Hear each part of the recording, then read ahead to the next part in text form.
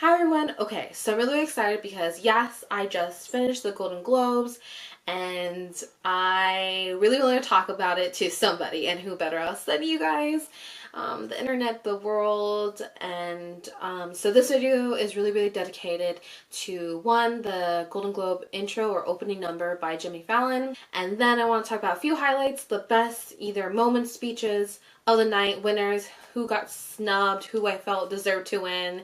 So if you haven't watched La La Land, then you really don't understand the intro, but I'm sure you probably enjoyed it. It's really catchy. But if you did, someone who just saw it yesterday, I was just so excited. I got so into it. I screamed, and my parents were really into it because they're the only ones that wanted to see it with me. None of my friends were interested. They're like, oh, it's just a musical. But I really loved it, and I thought Jimmy Fallon, way to go. He already got me to think that this Golden Globes this year was going to be probably the best in the last probably decade. I hope he comes back. They did it with Ricky and I think Tina, where they had them come back for a few more years. I think Jimmy Fallon is the way to go. I think they should probably stick with him, see how the ratings were. But he did great. Moving on, here are some of the highlights that I thought were super amazing to either see or witness. The first one would be Ryan Gosling's speech to Eva Mendes. Now, he won for, I think, Best Actor in a Comedy, and which I loved. I really wanted him to win. It was really hard to pick between Ryan Gosling and Ryan Reynolds because I love them both, and I think Ryan Reynolds, hands down, in Deadpool, I mean, that movie was flawless, but La La Land was something else. I really wish they could have separated, musicals could have its own category and then comedies, but Ryan Gosling really deserved it.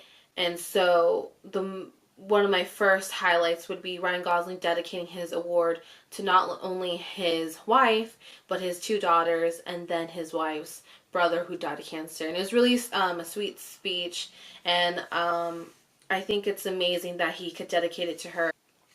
The next highlight I would say would be as Ryan Gosling is accepting the award. If you look right in front of him where Ryan Reynolds is sitting, he starts making out with Andrew Garfield.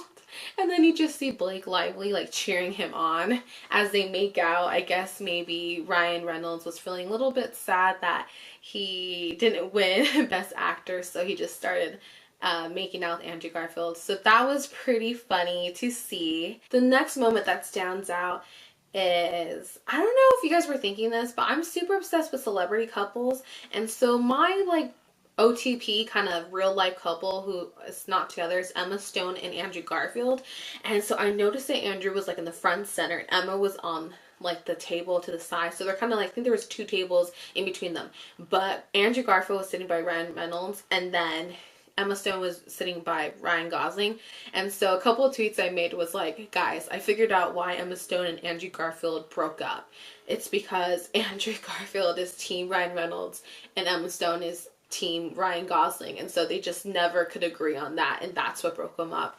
So I got a few retweets and likes on that, and I thought that was just really funny because Emma Stone, that was my next moment I really loved. She won for Best Actress in a Comedy or Musical, and I knew she had to win. That was my pick. She won, and I really loved it. But then I was like, she shouldn't be hugging Ryan Gosling. She should be hugging Andrew Garfield. And so as she's getting her award, he was standing up for her. There's only a few people standing for her, and it was her ex-boyfriend right in front, who was clapping for her, and I thought that was amazing. And also, because I secretly want them to get back together, because I feel like they were a really great couple together, and I was so happy that she won.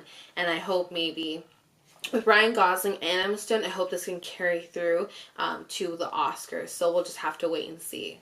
Another moment that stood out was when Jimmy Fallon dedicated a little piece to Debbie Reynolds and her daughter Carrie Fisher. It was just a montage of them singing together and their pictures when she was a baby, and then their roles that each of them had throughout their whole career. And I got teared up just because, Singing in the Rain, another classic musical, my favorite. I grew up with that. I remember watching it and I thought, wow.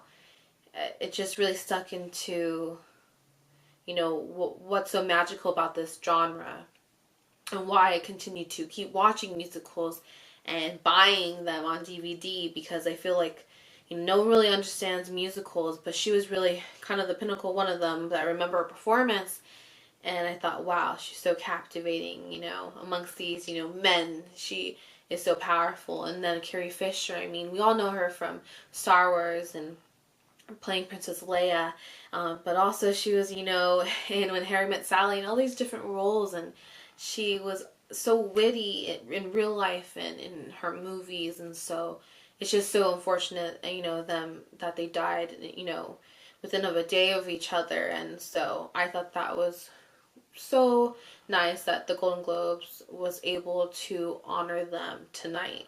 I didn't feel like anyone really got snubbed, in the sense that I wanted Emma Stone to win, I wanted Ryan Gosling to win, but I really felt that Stranger Things was going to at least win something. Either Winona Ryder was going to win Best Actress, or the show was going to win just Best Show, and then it didn't. She didn't win. I was like shocked. And then Stranger Things, I feel like it got so much hype. I mean, it was on fire. Everyone's blowing up. It's on Netflix. And I thought that hype would have probably given them a Golden Globe. So I was kind of shocked that it went to The Crown. I mean, I've seen The Crown, and it's good. But if you're thinking of something memorable, something that's like, wow, I've never seen that before, it kept me at the edge of the seat, I don't know what's happening next, it's Stranger Things. So I was disappointed in that. Another big highlight, well, I don't know if it's a big highlight, is that Brad Pitt was in the house. I don't think he walked the red carpet because I was watching that on E! News, and I was really, really shocked. And then he comes in and everyone's like cheering. They like cut to Matt Damon, and he's like, whoa, whoa. I mean, practically, he was like, I'm like, come on, chill. The bromance a little bit. It's like acting like a fangirl. And then he presents. But I kind of took it as like Hollywood is totally team Brad Pitt. Like their divorce, his divorce between Angie, it's like he got Hollywood. You know, she got the kids, but he got Hollywood. He looks better. And I noticed this on Twitter because someone wrote it and I had to retweet it. And I noticed it though, is that when he was with her and had all these kids, he like literally aged a decade within a few years. Like he has looked not healthy. He's looked really, really bad. Then he goes to the Golden Globes and he looked fine, y'all. Like he looked real good. So I don't know what that's about, but I hope he's doing well. But still Team Jennifer Aniston. So I always gotta stick with my girl.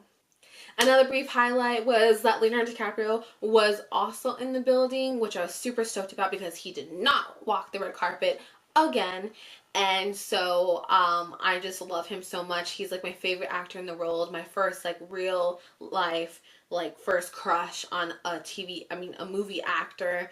And I mean, I don't like right now I'm thinking about Titanic and I want to cry. I mean, can we just appreciate, I know we're talking about the Golden Globes, but I mean, he finally got his Oscars, like all those memes, like he can finally just relax in life and, you know, retire of acting because he finally made it. And so last I want to talk about the person of the night, Meryl Streep. I think she stole the night. I really, really loved it because Meryl Streep took this spot where she could have just talked about herself and or her childhood or all about me as a way to talk to the public, to you, to us, to me, um, about how much power we have to just really have empathy for each other, for one another. And so I know she's getting heat for don't talk about politics, keep it out of it. But I'm like, why not? She has this time to talk about whatever she wants to. So she wants to talk about this. I think it's important for us to keep people accountable. People that you either voted for or didn't vote for. We also have to keep accountable the press. And the press needs to keep accountable for those in power. That's why there was, you know, free press. There was journalism and writing about it. They were supposed to be on the people's side and supposed to, you know, keep us informed as citizens. And so I was really inspired by her speech, just in general, like just for the basic things she was, you know, shooting for, you know, having empathy for one another, sticking up for each other. There's no room for bullies. and just to find, compassion in the world, and to stand up for yourself, and to stand up for your beliefs, and to stand up for someone who might be disadvantaged and might not have the privilege that, you and I do. And I hope that it inspired some of you, and inspired positive conversations where we can realize that we might support somebody or not, but to look at what they're saying, and if they're doing something that probably we would question in real life or the day-to-day, then we should still, keep those people accountable no matter who they are. So those are just some of my highlights. I know it's pretty long, but I really, really wanted to get the intro of the Golden Globes, to talk about a little bit, and to talk about some of the things that I remember just watching a few hours ago. But those are just some of my picks. So I want to know your thoughts and your feelings about the Golden Globes, everything to Jimmy Fallon as the host, to the presenters, to the winners, or those that you feel like got snubbed, maybe some of the worst dress that you feel. I didn't touch upon it, but maybe you guys have feelings on who wasn't dressed that great, or what, presenters made you cringe, or speeches that ran too long, or really didn't have any like substance to it. Let me know. I would love to hear your comments of what movies you think maybe will win, continuing on award season to the Oscars. So I hope you guys liked this video. If you did, please subscribe, and I'll see you in the next video.